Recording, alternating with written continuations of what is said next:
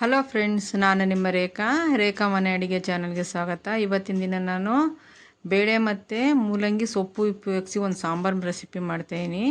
ಮೊದಲಿಗೆ ಬೇಳೆನ ನಾನು ಬೇಯಕ್ಕೆ ಇಡ್ತಾಯಿದ್ದೀನಿ. 1-2 ಸ್ಪೂನ್ ಎಣ್ಣೆ ಹಾಕಿ ಒಂದು ವಿಷಲ್ ಹೊಡೆಸ್ಕೊಳ್ಳೋಣ ಅಂತ 1 ಸ್ಪೂನ್ ಅರಿಶಿನ ಹಾಕಿದ್ದೀನಿ. ಈಗ ಲಿಡ್ ಕ್ಲೋಸ್ ಮಾಡಿ 1 ಇಲ್ಲ 2 ವಿಷಲ್ ಹೊಡೆಸ್ಕೊಳ್ಳಿ, ನಿಮ್ಮ ಬೇಳೆ ಬೇಯೋಕ್ಕೆ ಅನುಸಾರವಾಗಿ. ಈಗ ಮೂಲಂಗಿನೆಲ್ಲ ನಾವು ತರಕಾರಿನೆಲ್ಲ ಹೆಚ್ಚಿಟ್ಕೊಳ್ಳೋಣ ವಿಷಲ್ ಹೊಡೆಯೋ ಅಷ್ಟೊತ್ತಿಗೆ. ನೋಡಿ, ವಿಷಲ್ ಆಗೋ ಹೊತ್ತಿಗೆ ನಾನು ಮೂಲಂಗಿ ಸೊಪ್ಪು ಎಲ್ಲ ಹಾಕಿದ್ದೀನಿ. ಈಗ ನೋಡಿ, ಅದಕ್ಕೆ ಟೊಮೊಟೊ, ಈರುಳ್ಳಿ ಎಲ್ಲ ಬೇಯಲಿಕ್ಕೆ ಹಾಕ್ತಾಯಿದ್ದೀನಿ. ಯಾವತ್ತು ತರಕಾರಿಯನ್ನೆಲ್ಲ ಫಸ್ಟು ಬೇಳೆ ಬೇಯಿಸ್ಕೊಂಡ್ಮೇಲೆ ಹಾಕಬೇಕು.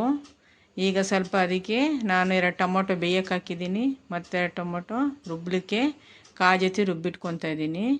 ಈಗ ಒಗ್ಗರಣೆಗೆ ನೋಡಿ, ಸಾಸಿವೆ, ಕರ್ಬೇವಿನ ಸೊಪ್ಪು, ಜೀರಿಗೆ ಒಂದೊಂದೇ ಸ್ಟೆಪ್ಪಾಗಿ ಒಗ್ಗರಣೆಗೆ ಹಾಕೋಣ. ಜೀರಿಗೆ ಆಯಿತು. ಈಗ ಸ್ವಲ್ಪ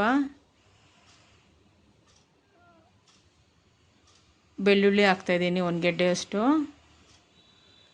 ಸ್ವಲ್ಪ ಕರ್ಬೇವಿನ ಸೊಪ್ಪು.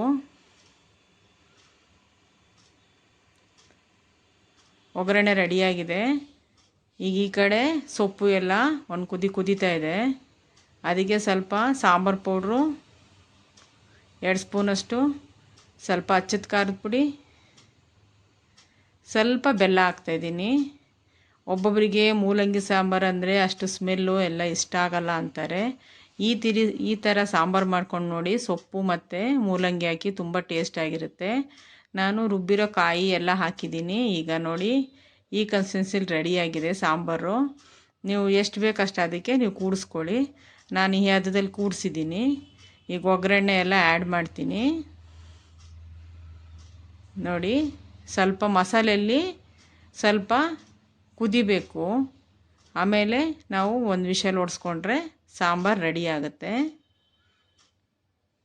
ಈಗ 1 ವಿಷಲ್ ಹೊಡೆಸಿದ್ರೆ ಸಾಕು. ನೋಡಿ, ಸಾಂಬಾರು ರೆಡಿಯಾಗಿದೆ. ಮೂಲಂಗಿ ಸೊಪ್ಪು ಬೇಳೆ ಸಾಂಬಾರು.